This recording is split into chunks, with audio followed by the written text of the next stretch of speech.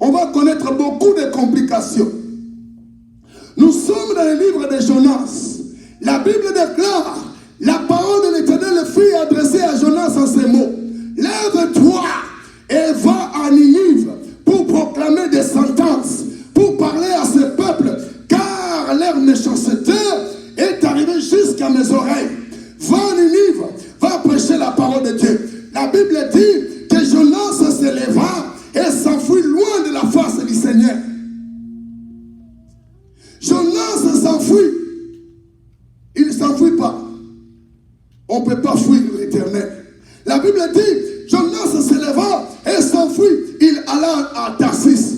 Il prit le bateau de Tarsis. Il monta dans le bateau. La Bible déclare, il est allé s'asseoir au fin fond du bateau. Et lorsqu'ils sont arrivés au milieu de la mer, la Bible dit, l'Éternel souffla un grand vent. On ne peut pas fuir l'Éternel. Si tu n'écoutes pas, si tu n'obéis pas à l'ordre de Dieu, tu ne peux rien faire. Lorsque un peuple, lorsque l'Église n'évangélise pas, cette Église va connaître des problèmes.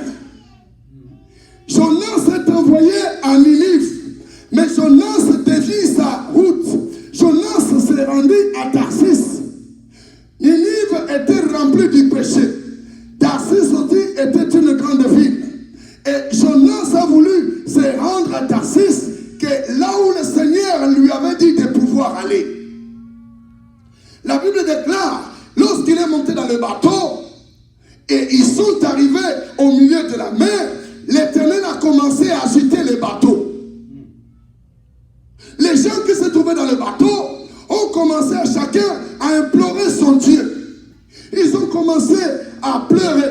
Ils ont commencé à crier. La Bible déclare, ils ont pris tout ce qu'ils avaient et ils ont commencé à jeter dans la mer pour que le bateau devienne léger. Mais rien n'a marché. La Bible dit qu'ils sont allés trouver Jonas en train de dormir. Et on lui posa la question, mais pourquoi toi tu dors?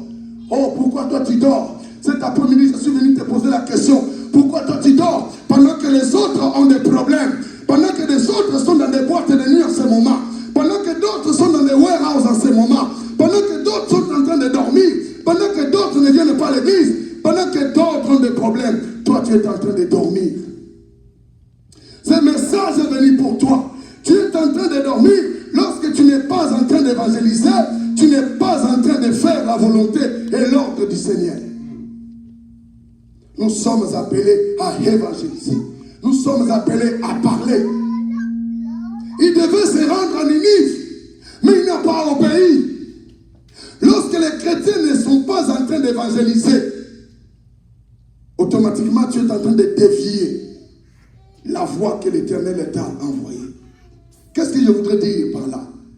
Nous connaissons l'histoire de Jonas. Aujourd'hui, elle revient encore. Jonas, c'est qui aujourd'hui? C'est toi. Jonas, c'est moi. Jonas ne veut pas exécuter l'ordre du Seigneur, d'aller parler à Ninive. Ninive, c'est là où il y a la mort. C'est là où il y a le péché. C'est là où il y a la méchanceté. C'est là où il y a des problèmes. Et nous devons parler. Ninive, aujourd'hui, c'est les États-Unis, c'est Charlotte, où nous voyons des femmes qui se marient, où nous voyons des hommes qui se marient. C'est ça, Ninive, aujourd'hui. La Bible déclare le mal ou la méchanceté avait grandi et cela dérangeait Dieu. Aujourd'hui, à l'Occident, qu'est-ce que nous voyons? Des hommes et des hommes qui se marient. Des femmes qui se marient. Le péché est devenu normal. On tolère aujourd'hui les péchés. On a fait entrer les péchés dans les institutions. Le péché est devenu bien, pendant que le péché ne peut pas être toléré. Alors Jonas dévie, il va s'asseoir, il va s'endormir. La Bible déclare que l'Éternel compliqua la marche du bateau.